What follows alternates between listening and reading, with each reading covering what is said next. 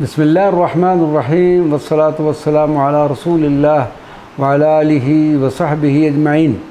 معزز ناظرین و سامعین کرام، السلام علیکم ورحمۃ اللہ وبرکاتہ۔ سلطان شام کی والی مصر سے الوداعی ملاقات۔ اہل دمشق نے اپنی آنکھوں سے یہ منظر پہلی بار دیکھا کہ سلطان نور الدین زنگی اپنے تمام امراء کے ساتھ صلاح الدین کو رخصت کرنے کے لیے شہر دمشق کی سرحد تک آئے۔ پھر گھوڑے سے اتر کر صلاح الدین سے بڑے والہانہ انداز میں گلے ملے اور اس کی پیشانی کو بوسہ دیتے ہوئے نہایت جذباتی لہجے میں بولے، تم اہل ایمان کا سرمایہ ہو، اللہ تمہاری حفاظت کرے۔ پھر سلطان عادل اس وقت تک کھڑے رہے جب تک صلاح الدین ایوبی اور اس کا فوجی دستہ نظروں سے اوجھل نہیں ہو گیا۔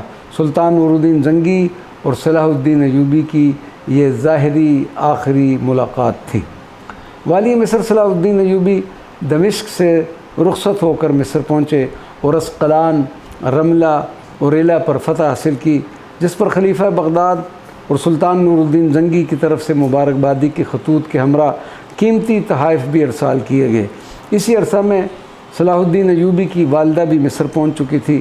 سلطان نور الدین زنگی کے حکم پر صلاح الدین ایوبی نے کرک پر لشکر کشی کی اور اس کا محاصرہ کر لیا، لیکن اسی محاصرہ کے دوران صلاح الدین ایوبی کو ایک انتہائی افسوسناک خبر ملی کہ اس کا والد نجم الدین ایوب گھوڑے سے گر کر انتقال کر گیا ہے۔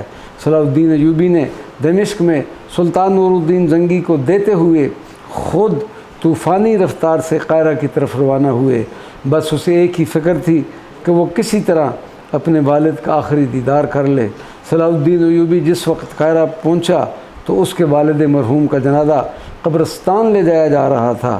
صلاح الدین ایوبی نے کفن ہٹا کر اپنے والد کا چہرہ دیکھا۔ اس کی آنکھوں میں آنسوؤں کا ایک طوفان تھا جو تھمنے کا نام نہیں لے رہا تھا۔ نجم الدین ایوب کی موت نے خود صلاح الدین ایوبی کے لیے ہی نہیں بلکہ سلطان نور الدین زنگی کے لیے بھی ایک بڑا المناک حادثہ تھا، کیونکہ نجم الدین ایک انتہائی بہادر اور تجربہ کار سپہ سالار تھا۔ وما علینا الا البلاغ المبین۔